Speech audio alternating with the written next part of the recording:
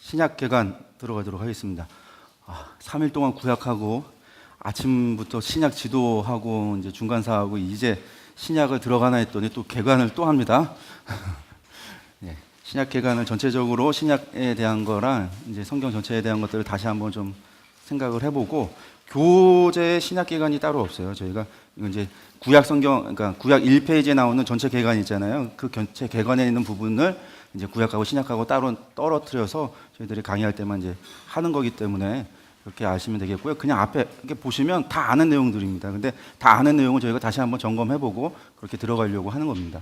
신약계가 한번 보면요, 저희들이 구약 성경을 보면 구약 성경이 역사서가 17권, 신약서가 5권, 예언서가 17권으로 되어져 있습니다. 그래서 17호, 17이라고 이야기를 하는데, 보통 창세기부터 시작해서 신명기까지를 모세 오경이라고 그러고, 여호서부터 시작해서 에스더까지를 역사서 12권으로 나누고 있습니다. 시가서 5권하고 예언서를 보시면 예언서도 대예언서가 5권입니다. 왜 5권이냐? 예레미야, 애가가 포함이 돼서 예레미야, 애가 대예언서에 들어가는, 우리가 보통 조건이라고 얘기할 때 분량이 많고 사역의 길이가 길다라고 할 때 애가는 거기에 포함되지 않지만 예레미야에 들어가서 5권을 전부 다 대예언서라고 그러고요.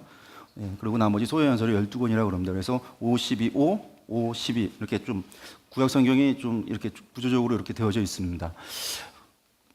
보면 모세 오경 말고 여호수아부터 시작해서 역대하까지가 포로 전에 9권입니다. 그리고 3권이 포로 후의 역사서입니다. 저희가 이제 지난 화요일 날 하고 어제까지 해서 봤습니다. 그래서 어제 포로 후기 마지막 저녁까지 보셨고요. 예언서도 보면 대예언서가 5권이 있고 난 다음에 포로 전이 9권입니다. 호세아부터 시작해서 스바냐까지가. 그리고 마지막 하게스가랴 말라기가 포로 후기의 예언서입니다. 이렇게 보면 또 이것도 이렇게 좀 비슷하게 나아가는구나라고 하는 걸 보실 수가 있을 것입니다. 성경하고 신약 성경의 배경의 나라라고 하는 것들은 저희가 지금까지 역사에 관련된 것들을 쭉 얘기해왔던 부분들인데, 저희가 역사에 대한 부분을 좀 강조하는 부분들이 있습니다. 이것은 어쩔 수가 없습니다. 비평학이 발달되면서, 역사 비평학이 발달되면서 모든 것은 역사 안에서 이루어진다라고 이야기하는데, 저희들은 역사 비평을 이야기하려고 하는 것은 아니지만, 성경이라고 하는 것은 어쩔 수 없이 하나님께서 역사 가운데 우리하고 인간들에게 역사하신 이야기이기 때문에 역사를 무시할 수는 없다라는 것이죠. 그래서 성경의 말씀들을 될 수 있으면 역사의 배경 아래에서 보려고 하고 있습니다. 그리고 이렇게 봐야 한마디로 말해서 성경의 내용이라고, 성경의 말씀이라고 하는 것의 의미가 수천 가지의 의미가 있는 것이 아니라 그 역사 안에서 있어지는 하나님의 분명한 메시지로서의 의미가 담겨 있기 때문에, 역사가 없다고 한다면 그 의미는 자기가 적용하고 싶은 대로 마음대로 적용이 가능하다라는 거죠. 그렇게 되다 보면 나중에 알레고리적으로, 상징적으로 자기 마음대로 여러 가지 의미로 붙이다 보면은 결국은 이단까지 나오는데, 역사를 무시하기 때문에 나오는 이야기들입니다. 우리가 예언서를 하면서 반복적으로 했던 말씀이 무엇이냐면, 하나님께서 아무 이유 없이 갑자기 이스라엘을 향하여서 옐로 카드 꺼내서 경고하시고, 선지자를 통해서 경고하시고, 나중에는 레드 카드를 꺼내서 때리시고 하시는 것이 아니라, 그들이 분명한 역사적 잘못이 있기 때문에 그 죄가 무엇인가, 그들이 범했던 잘못이 무엇인가, 그것에 대해서 우리가 알고 나면 하나님의 말씀이 좀 더 분명하게 그 뜻이 우리가 알 수 있기 때문에 역사라고 하는 부분을 계속해서 말씀을 드리는 겁니다. 그래서 성경에 이런 이야기를 좀 극단적으로 얘기한다면, 역사에서 성경은 한 가지 의미를 갖는다라고 이야기할 수도 있다라는 거예요. 각각에서 어떻게 해요? 요엘서에서 하나님께서 왜 요엘에게 얘기하는 한 가지 의미, 거기서는 하나님께서 회개하라라고 하는 말씀이거든요. 여호와가 하나님이시니까 너희가 좀 회개해라. 거기에 다른 의미를 가져다가 집어넣고 찾고 할 이유가 없다라는 거예요. 왜냐하면 그들이 여호와가 하나님인 줄 알지 못했기 때문에. 오므리 왕조로 넘어오면서 바알이 하나님이냐 여호와가 하나님이냐, 그들이 그러한 상황 속에서 그들의 신관이 잘못되어져 있었고, 여호와 하나님을 알지 못하는 그 상황 속에서 요엘, 여호와가 하나님이시다, 그 하나님께 나와라, 너의 옷을 찢지 말고 마음을 찢고 하나님 앞에 회개하는 자에게 하나님은 뭐 하신다면 용서해 주신다라고 하는 말씀이시죠. 요나라고 하는 예언서는 니느웨에게 하셨던 말씀이다. 그러니까 거기에 니느웨에게 했던 말씀이지, 니느웨는 무엇이고 요나는 무엇이고 고레는 무엇이고 뱃속은 무엇이고, 그렇게 들어가기 시작하면 성경은 어떻게 되겠냐면, 코에 걸면 코골, 귀에 걸면 귀걸이, 그렇게 되어진다라는 겁니다. 그래서 극단적으로 얘기하면 그렇게 되지만, 그렇다고 해서 역사가 맞는 키는 아니다. 왜? 하나님의 계시에 종속이 되어져야 되니까요. 우리가 역사 비평이라고 하는 것도 계시를 인정하지 아니하고 하나님의 말씀을 인정하지 않으면 그것은 그냥 역사책에 불과한 것이지, 우리는 거기에 하나님의 계시라고 하는 분명한 하나님의 성경에 가지고 있는 하나님의 말씀으로서의 권위를 인정하기 때문에 그 역사 안에서 하나님의 계시를 본다라고 하는 겁니다. 그래서 저희들이 흔히 이야기하는 것은 빨랫줄, 역사라고 하는 빨랫줄에 성경을 걸어놓는다라는 표현을 하는데, 창세기부터 시작해서 저희들이 다 봤습니다. 그래서 헬라 시대까지 중간사를 통해서 저희들이 봤고요. 지금 저희들이 보는 것은 마태복음부터 시작해서 사도행전까지 BC 4세기경부터 시작해서 BC 4년부터 시작해서 AD 100년까지의 역사를 신약 성경을 통해서 보게 될 겁니다.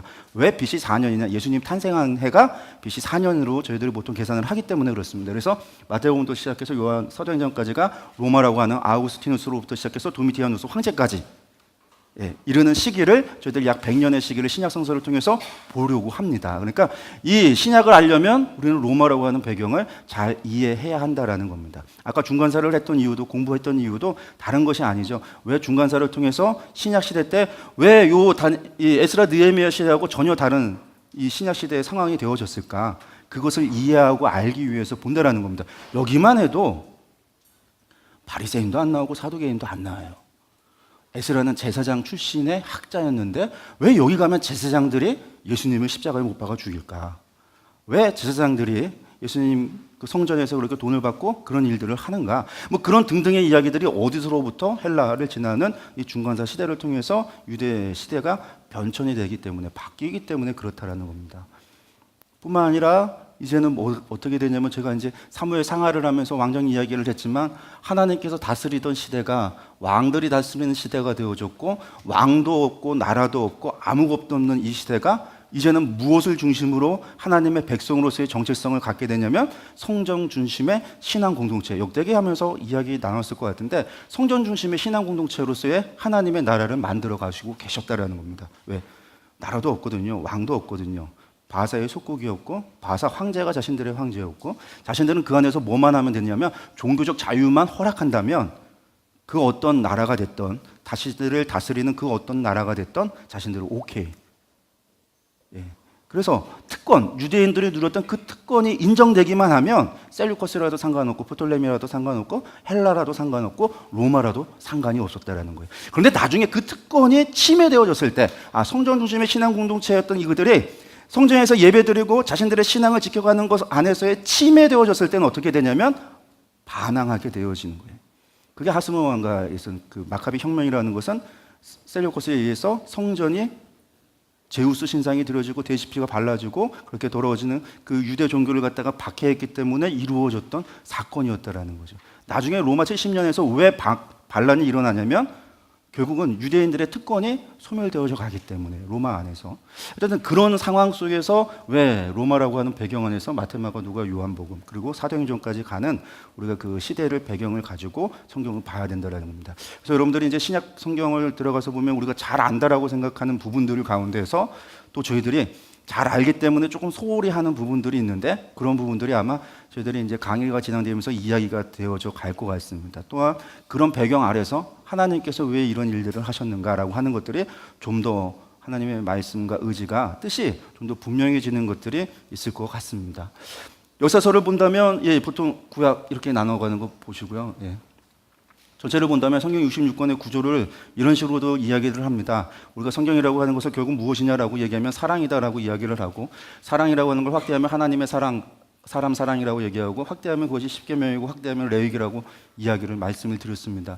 레위기를 설명한 것이 신명기고, 이 레위기 율법을 확대한 게 모세오경이고, 결국 그것을 확대하면 구약의 39권 옛 언약이라고 하는 구약이 되어진다라고 하는 것들을 개관 시간에 이야기가 되어졌을 것입니다. 그리고 그것이 신약에서는 어떻게 되어지냐면 새 언약으로, 구약으로 안 되었으니까요. 옛 언약으로 안 되어졌으니까 하나님께서 예레미야를 통해서 너희가 부인하지 못하도록 너희 마음밭에 새겨진 새 언약을 주시겠다. 그 새 언약이 신약이라고 하는 거였습니다. 그래서 신약을 통해서 나오는데 그 언약이 무엇이냐면 복음서에서 그리스도 안에서 그 언약이 완성되어지는 것을 우리에게 말씀해 주고 계십니다. 그리고 그 복음서에서 완성되어졌던 이 언약에 대한 것들이 사도행전을 통해서 그 증인들, 그 언약을 보고 경험했던 증인들, 사도들을 통한 증언들이 나오고 그 사도들은 또 그 언약이 무엇인가에 대해서 사람들에게 해석하는 것이 서신서들 가운데 나옵니다. 복음이 무엇인지, 그리스도가 누구신지, 그리스도의 사역이 무엇인지에 대한 해설이 서신서를 통해서 나타난다라는 겁니다. 그리고 마지막에 계시록을 통해서 언약이 완성되어졌지만 그 완성이 결국 새하늘과 새 땅, 새 예루살렘 안에서 어떻게 최후에 완성되어지는가 그 비전에 대해서 그것에 대한 것이 계시록을 통해서 보여주고 있다라는 겁니다. 그것이 성경을 보면 성경 전체가 하나님의 언약이라고 하는 것을 중심으로 해서 나온다는 거예요. 그 언약은 무엇이냐면 결국 사랑이다라는 거예요. 하나님께서 왜 인간하고 언약을 맺으시는가? 하나님께서 왜 우리와 언약을 맺으시는가? 그것이 은혜인 거죠. 전능하사 천지를 창조하신 그 하나님께서, 그 광대하신 하나님께서, 그 의로우신 하나님께서 우리와 같은 죄인들을 향하여서 손을 먼저 내미시고 우리를 사랑한다고 이야기하시고 내가 너희를 구원하겠다고 이야기하시면서 우리에게 은혜와 복을 주시는 것. 여러분들 그 언약이 하나님이 우리에게 주시는 언약, 은혜라는 거예요. 사랑이라는 거예요. 그런데 구약의 사람들이 몰랐다라는 거죠. 누가 알았는가? 호세아를 통해서 누가 지혜가 있어 이것을 알 수 있게. 호세아서 마지막에 14장 마지막에 끝나는 외침이 호세아의 탄식이 그거였습니다. 누가 있어 이 하나님의 사랑을 아는가? 누가 지혜가 있어 이 하나님을 아는가? 이 백성이 여호와를 아는 지식이 없어 망하노다. 그 지식이라는 것은 하나님이 최초의 천지를 창조하셨다 그러한 얘기가 아니라 하나님의 그 사랑에 대해서 누가 아는가라는 거예요. 결국은 아무도 몰랐다라는 거죠. 아무도 모르지는 않았겠죠. 그 가운데 아는 사람들도 있었습니다. 그 가운데 모두가 모르고 모든 주류계층에서 자신들의 이익과 욕망을 쫓아서 살아갈 때에 그래도 그 가운데 하나님을 알았던 사람들도 있다라는 거예요. 그래서 우리가 하나님 앞에 섰을 때 저 몰랐어요 할 수 없다라는 거죠. 그 광야 시대 때 그 일을 겪고도 소문만 듣고도 상처나지 하나님인 줄 알았던 라합과 같은 여인도 있었다라는 거예요. 그 모압의 룻이라고 하는 여인이 그 어머니 나오미를 통해서 하나님에 대한 이야기를 듣고 그 여인은 이적과 기적을 경험해 본 적도 없고 율법을 본 적도 없고 제사를 드리는 것도 본 적도 없었을 그 여인이 그냥 나오미의 이야기를 듣고 그 여인이 그 어머니를 쫓아서 어머니의 하나님이 나의 하나님이 되고 어머니의 백성이 나의 백성이 되어진 그런 고백과 함께 그 먼 길을 간다라는 거죠. 여러분들 하나님의 사랑을 아는가? 그 하나님께서 우리에게 물으셨습니다. 말라기에서 내가 너희를 사랑했다. 그랬더니 어떻게 사랑하셨습니까? 말라기 때 어제 말씀을 드렸을 겁니다. 그리고 나서 400년의 침묵 기간이 있었다. 하나님께서 침묵을 400년 동안 침묵하셨다. 정말 침묵하셨을까요? 하나님 침묵하시지 않으셨겠죠. 이스라엘을 그래도 사랑하시는 하나님께서 그 400년 기간 동안 이스라엘이 겪었던 일들 가운데 하나님 떠나셔서 그들이 150년의 전쟁을 겪고 하스모 왕가 때 그 내전, 사도계인과 바리새인들 간의 내전도 겪고 그런 일들을 수없이 겪었지만 하나님께서는 또 그들을 향하여 준비하셨다는 거예요. 너희가 내 사랑을 알지 못하면 내가 보여줄게. 내가 사람이 되어서 너희에게 보여줄게. 그 존귀하신 하나님이 그 무한하신 하나님께서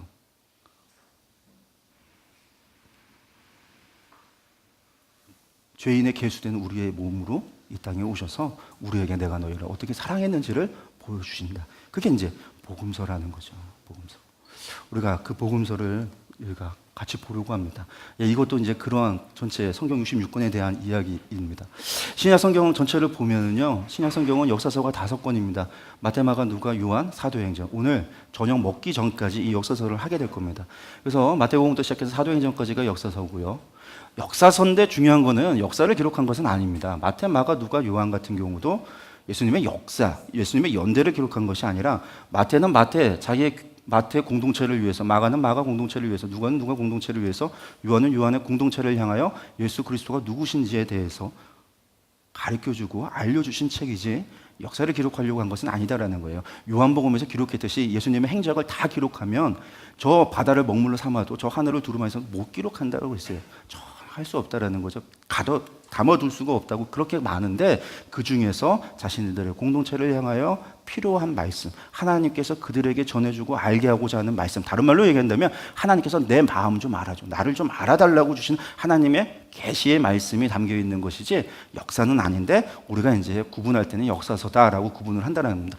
사도행전 같은 경우도 예수님이 십자가에 예수님께서 승천하신 이후의 역사부터 시작해서 어느 때까지면 바울 사도가 로마서에 1차 연금한 때까지 기록이 되어져 있는데, 그 기록을 중심으로 우리는 어떻게 되어지냐면 사도행전, 그러니까 바울 서신 같은 경우가 어떻게 위치되어지고 있는가, 일반 서신이 어디에 위치되어지고 있는가라고 하는 것들을 저희들이 좀 이제 살펴볼 겁니다. 그러니까 어제 그저께 열왕기 상하를 하면서 열왕기 상하 이후에 예언서들이 어디에 위치하는지 여러분들 보셨을 거예요. 아마 이 PPT에서 11장, 열왕기가 11장, 12장 사이에 요엘이 들어오고 13장 이후에 요나서가 들어오고 14장과 15장 사이에 아모스와 호세아가 들어오고, 그런 식으로 예언서가 위치하고 있는 것들을 여러분들이 알고 계실 텐데, 사도행전 같은 경우도 그렇게 위치를 시켜서 보게 된다면, 서신서라고 하는 것들이 바울 선생님의 사도행적 가운데 혹은 초대교회 가운데 어떠에 위치되어져 있는가. 야고보서 같은 경우가 49년 가장 먼저 기록되어 48년, 49년 그 사이에 기록되어졌다고 이야기할 때 가장 먼저 기록되어져 있는 그 야고보서부터 시작을 해서 갈라디아서, 데살로니가 전후서, 그런 것들이 어떠한 교회 상황 속에서 기록되어져 있는지를 우리가 좀 더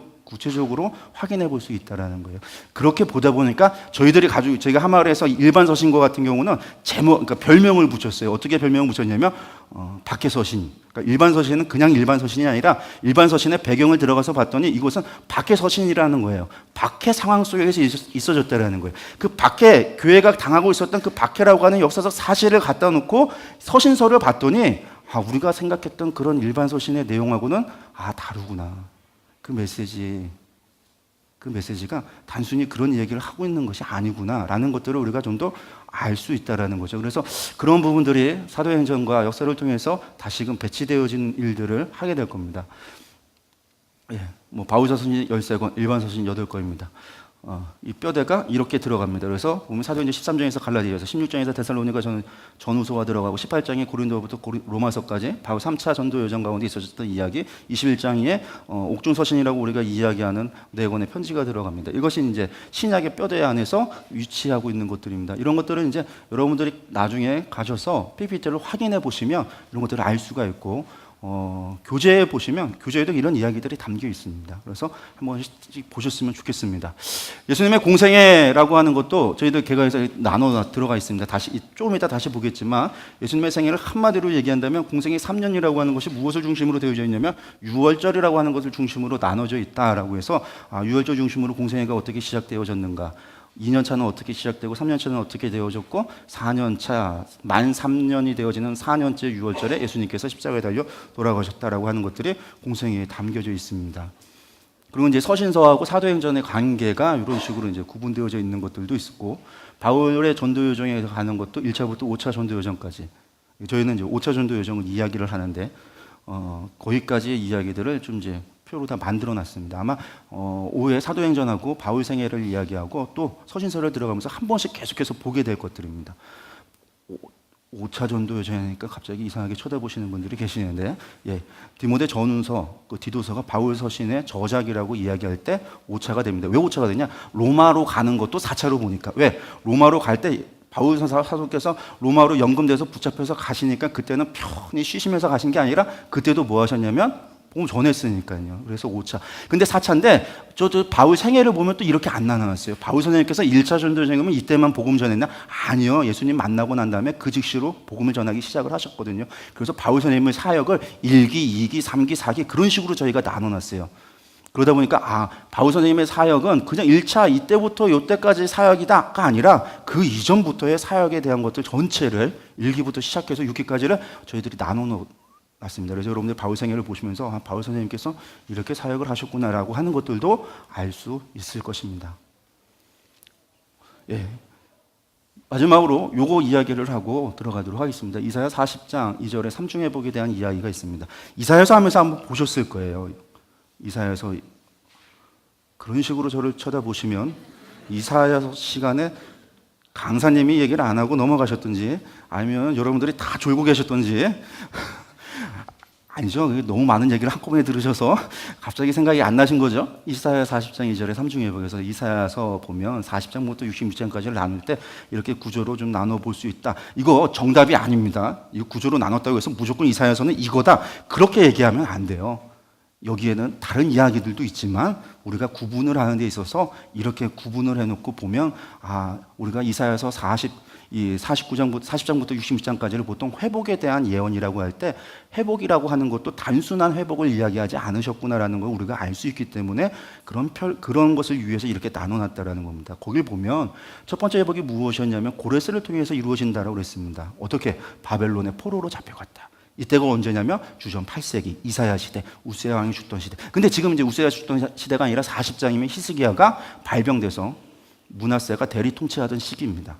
므낫세가 대리 통치 15년의 생명을 연장받았지만 12년 역사에 저기에서 우리 야사에서는 뭐라고 그러냐면 히스기야가 병이 나갖고선 통치를 못하는데 무슨 병이 났냐면 나병이 났다라고 얘기를 해요. 보통 나병이 나갖고 통치를 하지 못하는 상황이 되고 므낫세가 대리 통치하던 시대라고 보통 이야기를 해서 이사야서를 보면 저희들이 므낫세 시대 때까지라고 이야기.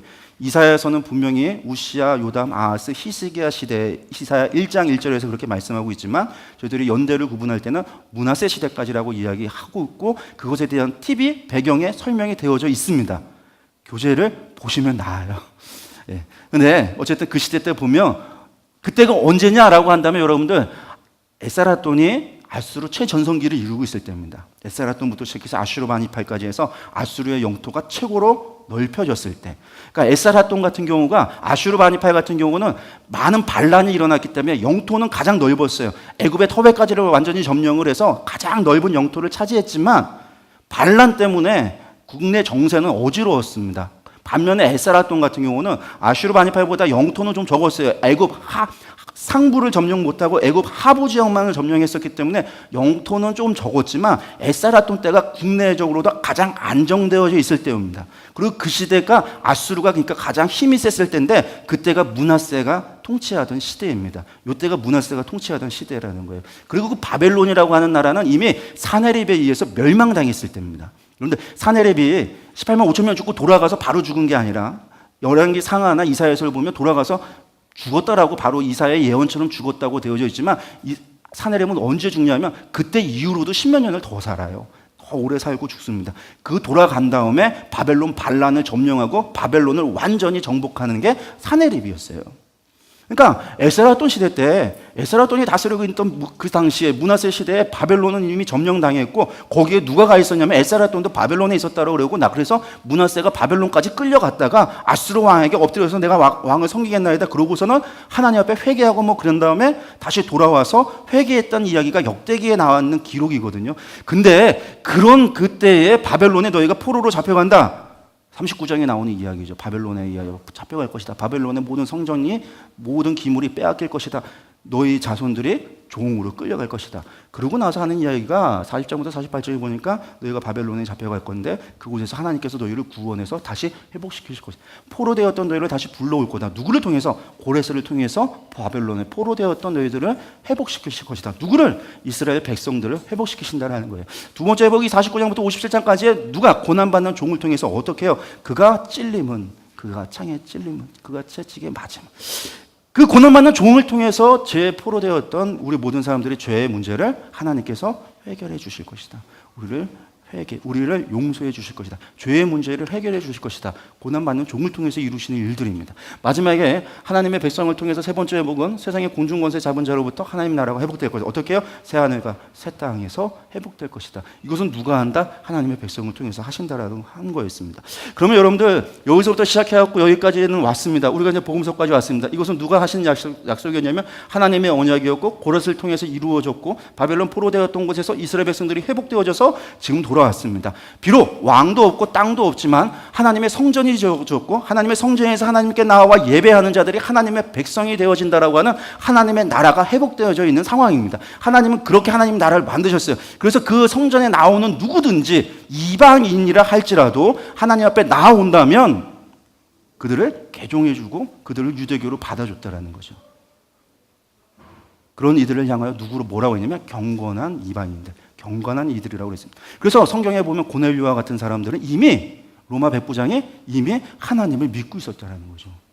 유대교로 개종했던 이들. 그리고 복음서에서는 무슨 이야기가 되어집니까? 고난받는 종을 통해서 제 포로되었던 모든 사람들의 회복의 이야기입니다. 이 고난받는 종이 누구십니까? 예수 그리스도예요. 그러니까 복음서의 이야기는 예수 그리스도의 이야기입니다. 예수 그리스도께서 우리의 죄의 문제를 해결해 주시는 이야기입니다. 그 죄의 문제는 이스라엘 사람들만이 아니라 온 인류, 온 세상 모든 사람들을 향한 죄의 문제를 해결해 주시는 하나님의 이야기입니다. 그럼 남은 것은 무엇일까요? 여기서부터 시작되어지는 이야기는 하나님의 나라를 통해, 하나님의 백성들을 통해서 하나님의 나라를 회복시켜 가요. 그러니까 예수님께서는 늘 십자가에서 죄의 문제를 해결하는 것은 예수님의 사역입니다. 예수님께서 하실 일이. 예수님께서는 그 일을 하시지만 예수님께서 제자들에게 하시는 말씀은 무엇을 바라보고 하는 말씀이냐면 이걸 보고 말씀하시죠. 제자들에게 너희가 뭐 해야 된다?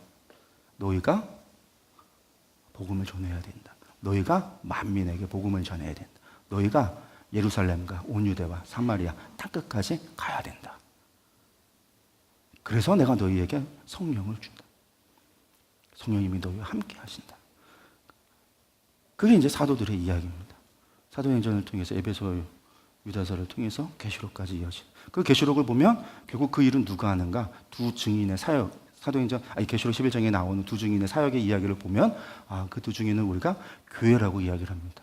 하나님의 심판이 오는데 아무도 회개하지 않지만 결국 말씀을 전하는 두 증인의 사역, 복음 사역을 통해서 세상 사람들이 하나님께 영광을 돌리더라. 그게 교회의 역할, 우리의 해야 될 사명입니다. 그러니까 우리가 보고 달려갈 길이 이거죠. 바울사도가 그가 표대를 향하여 달려간다고 할 때 그 표대라고 하는 것은 바로 여기입니다.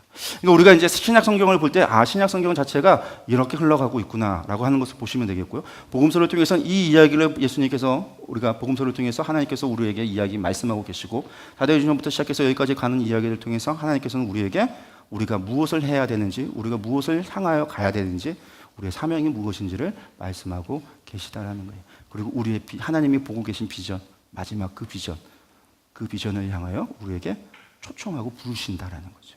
그러니까 그런 것들을 머릿속에 좀 기억을 하면서 들어갔으면 좋겠습니다. 예수님의 생애로 들어가겠습니다.